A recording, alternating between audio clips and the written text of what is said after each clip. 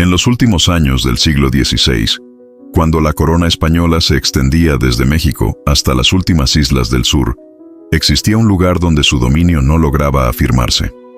Una franja de territorio agreste, cruzada por bosques espesos, montes húmedos y ríos torrenciales, en la cual los caminos se desdibujaban bajo la lluvia y los fuertes apenas lograban mantener sus muros en pie. Era la frontera del sur del Reino de Chile, un territorio donde los gobernadores juraban pacificar la tierra, pero en el que, generación tras generación, se estrellaban contra la resistencia férrea de los antiguos habitantes, los mapuche. Para finales de 1597, la situación colonial era tensa. El gobernador Martín García Óñez de Loyola, veterano de guerras en Europa y sobrino del fundador de los jesuitas, había asumido el mando con la convicción de que podía consolidar, al fin, la conquista que tantos antes habían prometido. Había ordenado reforzar la imperial Angola Arauco y otros enclaves españoles.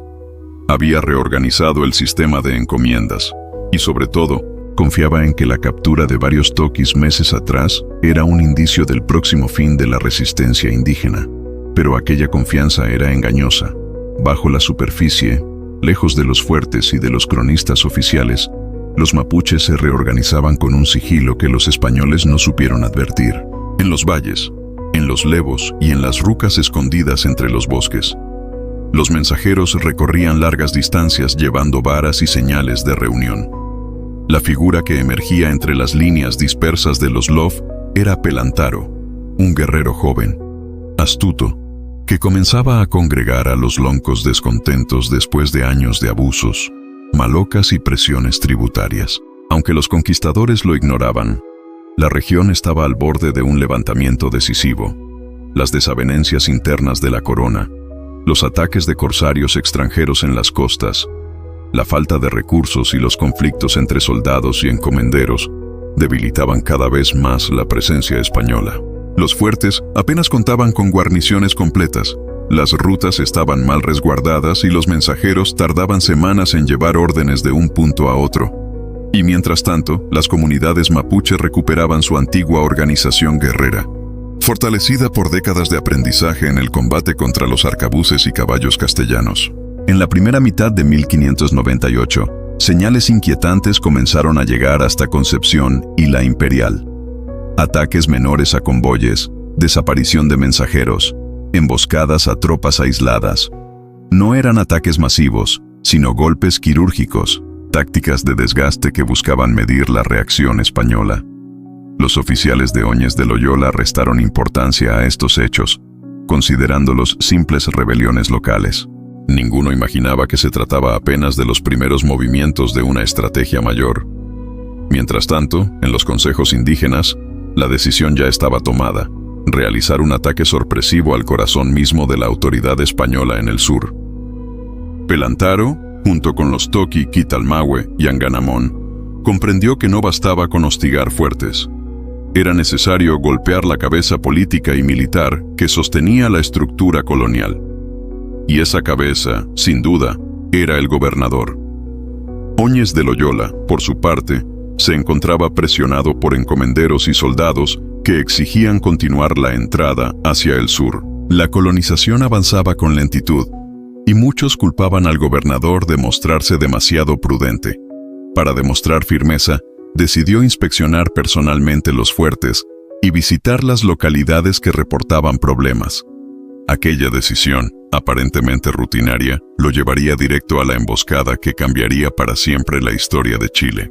A mediados de diciembre de 1598, el gobernador partió desde la Imperial acompañado por una escolta reducida, alrededor de 50 a 60 hombres, entre soldados, arcabuceros y algunos criados.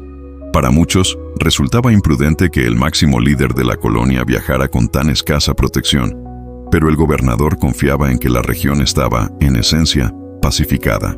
Las lluvias fueron intensas, los caminos traicioneros, y las jornadas se alargaban más de lo previsto. Sin saberlo, cada paso los acercaba más a un punto en que el destino del reino entero se decidiría. En los lomajes al oriente del río Lumaco, los mapuche ya observaban los movimientos del gobernador. Las avanzadas indígenas, camufladas entre matorrales y quebradas, seguían la columna española a distancia, enviando avisos constantes a Pelantaro.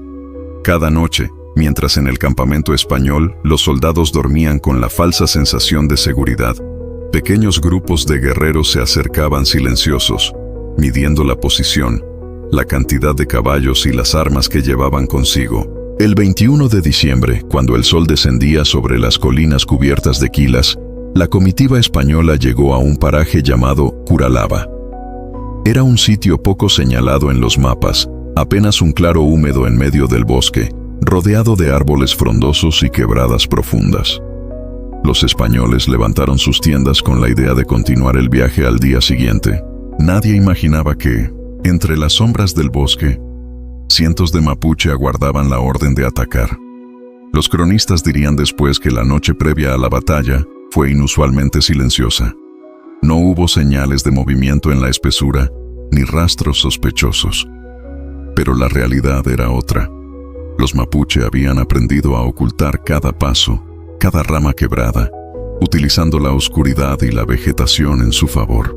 El plan estaba trazado: atacar antes del amanecer, cuando los españoles estuvieran más vulnerables, sorprendidos en su propio campamento. Esa noche, mientras el gobernador descansaba en su tienda, los toquis reunieron a sus guerreros y realizaron las últimas instrucciones. Se revisaron las lanzas, los macanas, los arcos. Los mensajeros se desplazaban silenciosos entre los árboles, asegurándose de que cada grupo conociera su posición exacta. La estrategia era simple pero devastadora: cerrar todas las rutas de escape y atacar de manera simultánea desde varios flancos. La madrugada avanzaba. La luna, apenas visible entre nubes bajas, iluminaba débilmente el bosque. Y en ese escenario de silencio tenso, el destino de la frontera estaba a minutos de quebrarse. Los españoles dormían ajenos a lo que estaba a punto de ocurrir.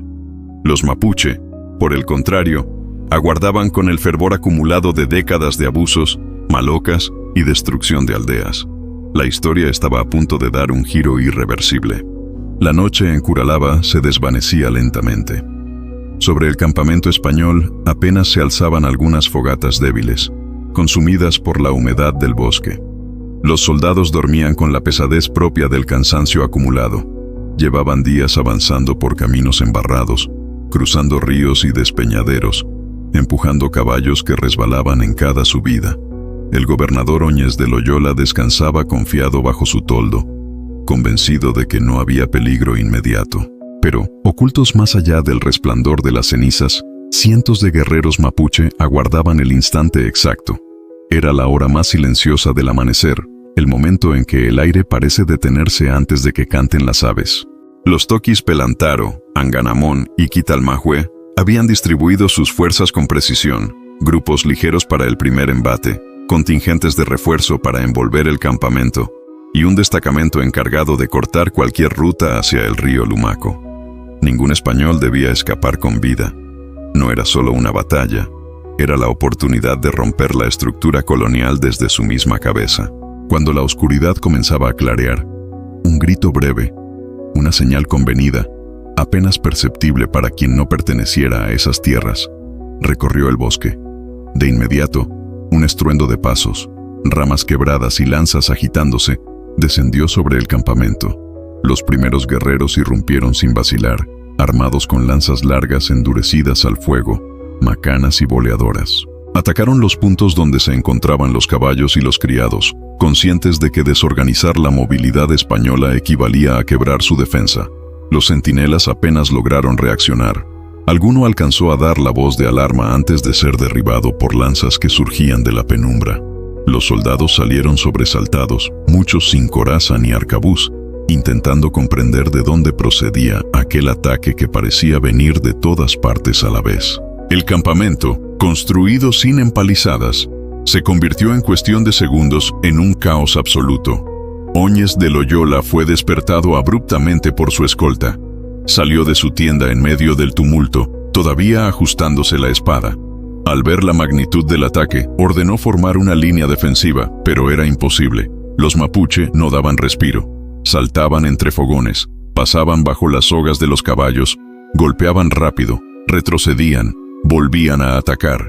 Su movilidad contrastaba con la desorientación española, condenada por la estrechez del terreno y la falta de preparación. Los arcabuceros intentaron agruparse para disparar, pero el amanecer todavía era demasiado oscuro y la pólvora húmeda. Algunos lograron realizar descargas, cuyos estampidos resonaron entre los árboles, pero fueron disparos mal dirigidos que apenas hicieron retroceder a los primeros atacantes. La lluvia ligera que caía desde la noche anterior había debilitado los mecheros, y los arcabuces tardaban demasiado en encender. En cambio, los mapuche atacaban con ritmo creciente, como un oleaje que no dejaba tiempo para reorganizarse. Pelantaro, atento desde la línea posterior, observaba cada movimiento. Había ordenado que ninguna fuerza se precipitara en una carga frontal que permitiera a los españoles reagruparse. Su estrategia era mantenerlos fragmentados, impedir que formaran una defensa compacta. Los españoles estaban rodeados en un terreno estrecho, encajonados entre quebradas y bosque espeso. Allí, la caballería, su arma más temida, era inútil. El gobernador intentó abrirse paso hacia una zona más despejada, pero los guerreros del flanco sur cerraron el paso con ferocidad. Aquello no era una escaramuza improvisada, sino un ataque calculado al detalle. Los mapuche habían aprendido, tras décadas de enfrentamientos, a atacar en el momento preciso y en el terreno más favorable para ellos. El sonido de las macanas golpeando escudos, los gritos de mando en mapudungun y los clamores españoles se mezclaban en una confusión que se oía desde lejos como un estrépito continuo. La luz del amanecer comenzaba a filtrarse entre las copas de los árboles cuando los españoles comprendieron que estaban perdidos. Cada intento de formar defensa era deshecho por ataques laterales. Cada grupo que intentaba escapar era atrapado por los rodeadores. Los caballos relinchaban aterrados, muchos derribados por lanzas o atrapados entre los arbustos. El campamento ardía en ciertos puntos donde las frazadas y tiendas habían comenzado a incendiarse por antorchas o fogones volcados en medio del combate. Óñez de Loyola luchó con valentía, según relatan las crónicas incluso de sus enemigos, pero estaba rodeado. Su espada chocó una y otra vez contra lanzas y macanas que multiplicaban los ataques. Intentó reagrupar a sus hombres, pero la dispersión era total. Cada soldado español combatía de manera aislada, retrocediendo entre el lodo y los restos de fogatas, mientras los guerreros mapuches cerraban el cerco. La escena era devastadora. Arcabuces tirados sobre el barro, monturas vacías, objetos personales regados por el suelo, soldados intentando defenderse con dagas o incluso con los mismos palos del campamento.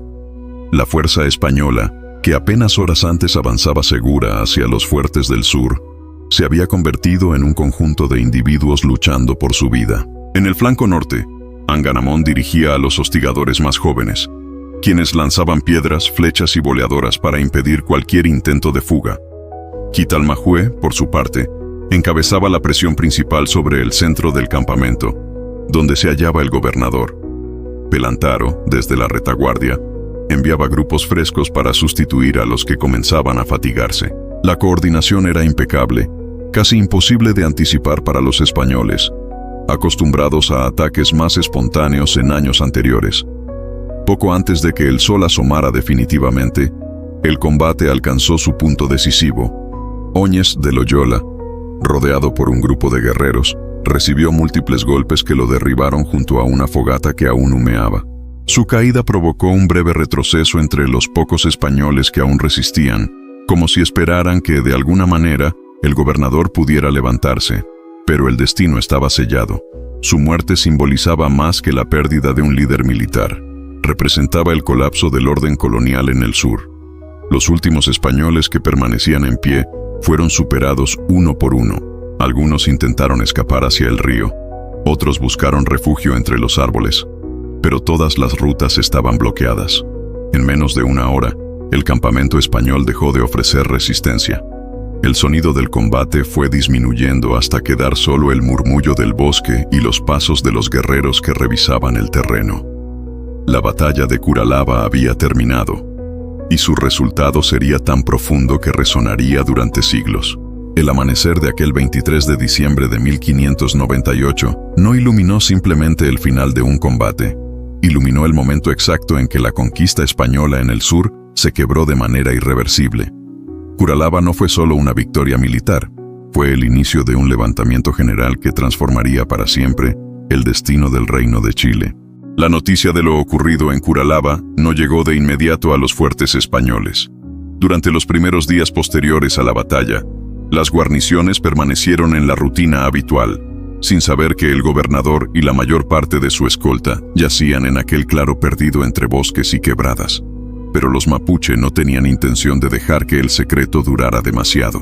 Apenas concluida la victoria, y mientras los guerreros recogían armas, monturas y objetos útiles del campamento destruido, los toquis se reunieron para acordar su siguiente paso: desencadenar un levantamiento total a lo largo de toda la frontera. Pelantaro, consciente de la magnitud del golpe que habían asestado, sabía que la oportunidad era única. La estructura colonial estaba momentáneamente descabezada, sin un gobernador que enviara órdenes, sin una autoridad clara capaz de reagrupar tropas dispersas. Si actuaban con rapidez, podían derribar no solo un campamento, sino toda la red de ciudades y fuertes que España había construido durante más de medio siglo. Los mensajeros partieron esa misma tarde en todas direcciones. Portaban señales de guerra, lanzas adornadas, plumas, raíces teñidas y mensajes orales que anunciaban que el mayor enemigo del territorio había caído. Aquellas noticias viajaron con velocidad asombrosa a través de ríos, senderos ocultos y bosques interminables. En cada lof, la respuesta era la misma. Los hombres tomaban sus armas, los ancianos preparaban los rituales adecuados, las mujeres organizaban la logística y el traslado de alimentos, mientras los jóvenes se unían a las columnas de guerreros que se concentraban en puntos estratégicos. Mientras el mundo indígena se movilizaba con una unidad pocas veces vista, el mundo español, por el contrario, se sumergía en el desconcierto. Los primeros rumores llegaron a la Imperial gracias a un pequeño grupo de indios auxiliares que habían escapado del combate. Sus relatos eran confusos, llenos de sobresaltos. Hablaban de una emboscada inmensa, de la muerte del gobernador, de la destrucción total de su escolta. Al principio, las autoridades coloniales no quisieron creerlo. Les parecía inconcebible que el líder máximo del reino hubiera caído de manera tan abrupta. Ordenaron enviar mensajeros hacia el sur para confirmar los hechos, pero ninguno de ellos regresó. En cuestión de días, la verdad se volvió evidente. Algo terrible había ocurrido y las comunidades mapuche estaban entrando en movimiento. Los españoles comenzaron a reforzar los fuertes, pero la reacción fue tardía. Para cuando la Imperial, Angol y Arauco intentaron organizar defensas, ya era demasiado tarde. Los guerreros mapuche avanzaban por múltiples rutas, guiados por gente que conocía cada recodo del terreno. La primera gran ciudad en caer fue Angol, la más expuesta del sistema colonial. Fundada décadas atrás para controlar los pasos hacia la cordillera, Angol había sufrido numerosos ataques, pero nunca uno como el que se aproximaba ahora. Pelantaro envió destacamentos por ambos lados del río, cortando caminos y evitando que llegaran refuerzos desde la Imperial o desde el norte. Cuando los mapuche finalmente lanzaron su asalto, la ciudad apenas pudo resistir. Los vecinos, desesperados, huyeron en masa hacia los cerros, abandonando casas, utensilios y ganado. Los guerreros incendiaron edificios, almacenes, corrales y bodegas. En pocas horas, Angol dejó de existir como ciudad española. A su caída siguieron otras.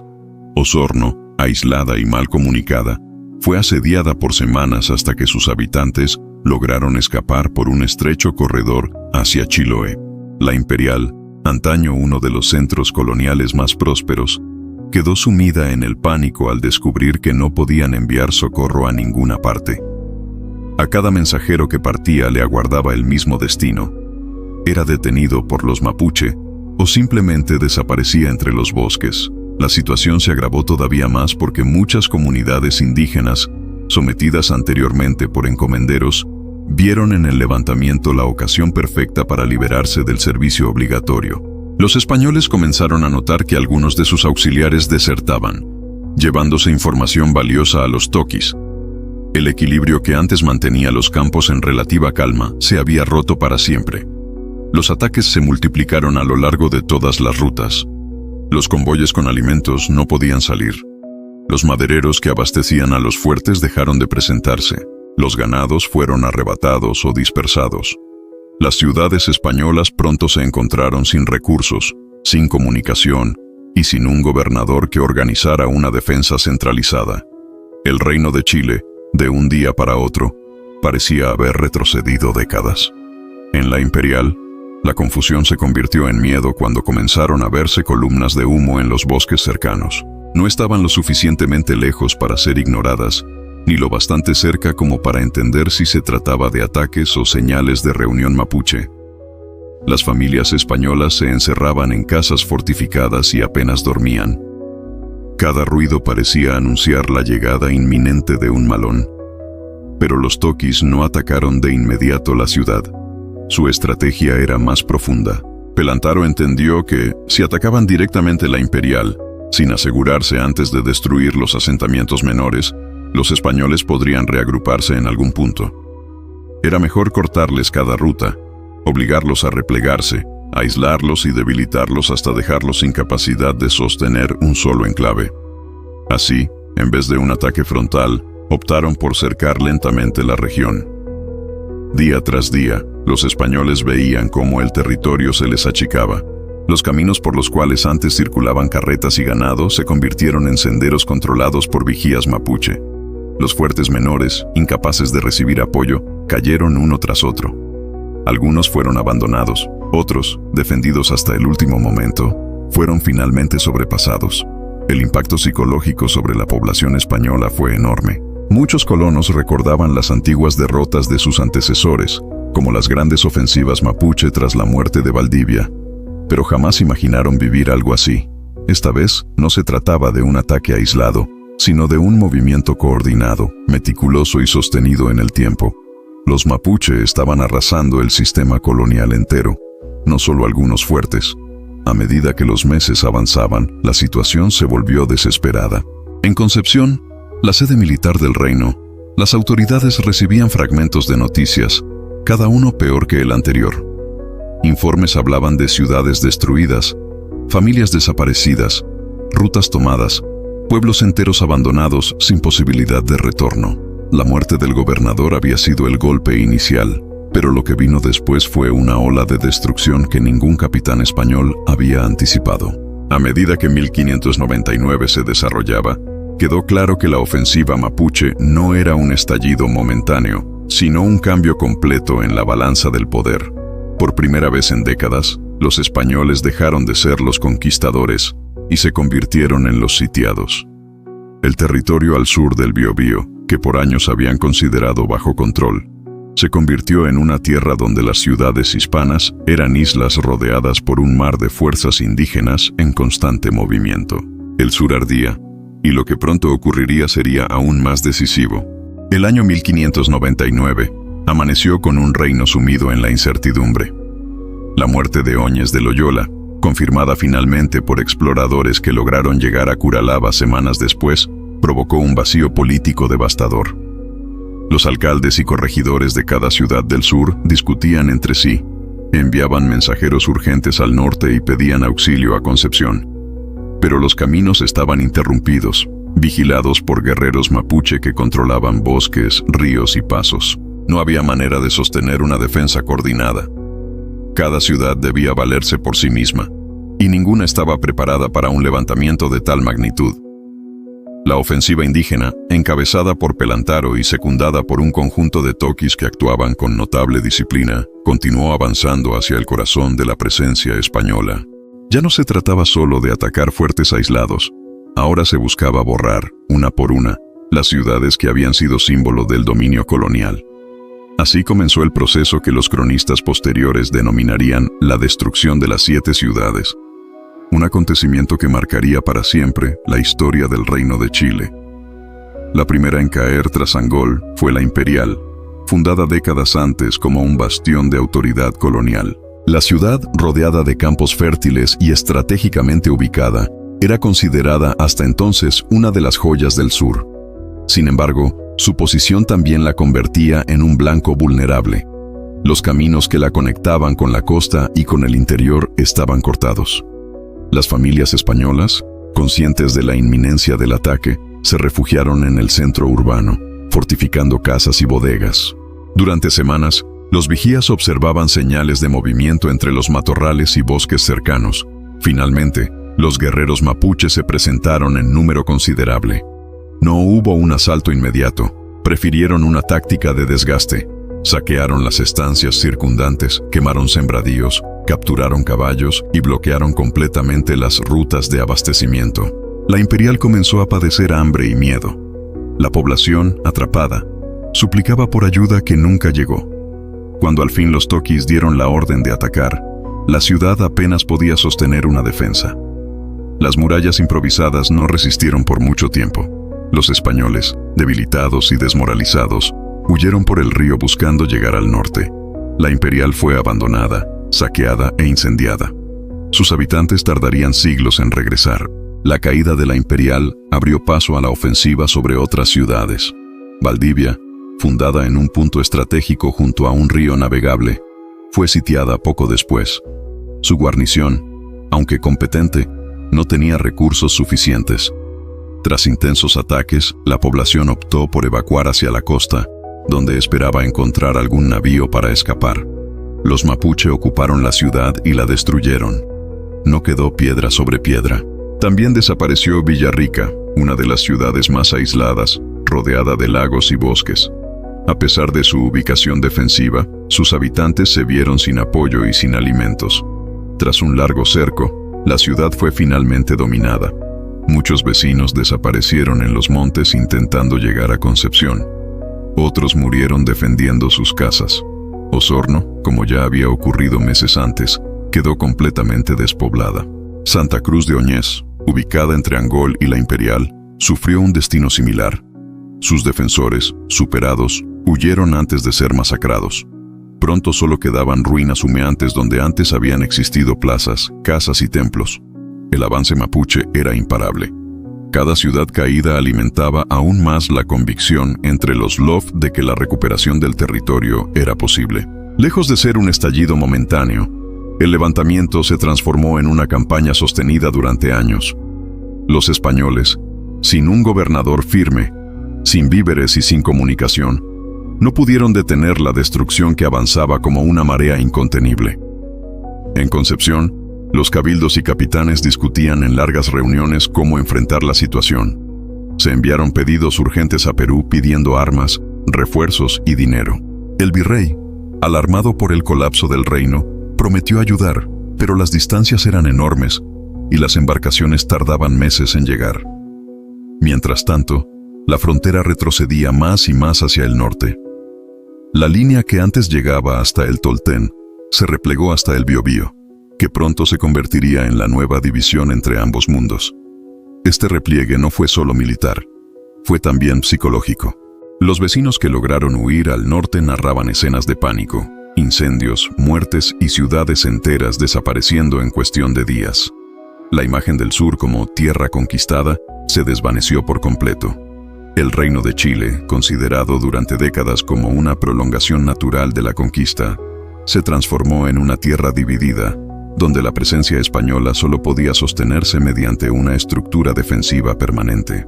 La destrucción de las 7 ciudades no fue simplemente un conjunto de ataques, fue un cambio histórico irreversible. Colapsó el sistema colonial que se había intentado construir durante medio siglo. Interrumpió las rutas comerciales, destruyó estancias enteras, dispersó a miles de colonos y obligó a la corona a replantear su política en la región.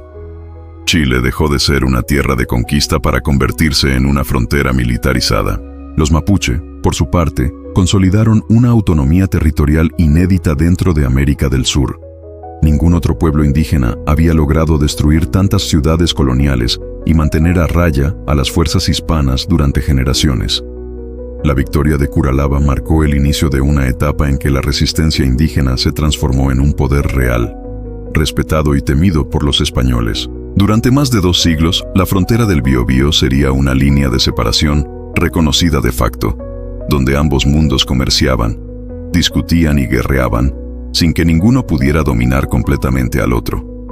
Al comenzar el siglo XVII, la corona española tomó la decisión de reconstruir lentamente su presencia en el sur, pero ya no mediante campañas de conquista como las de los primeros años, sino mediante fuertes parlamentos y estrategias defensivas.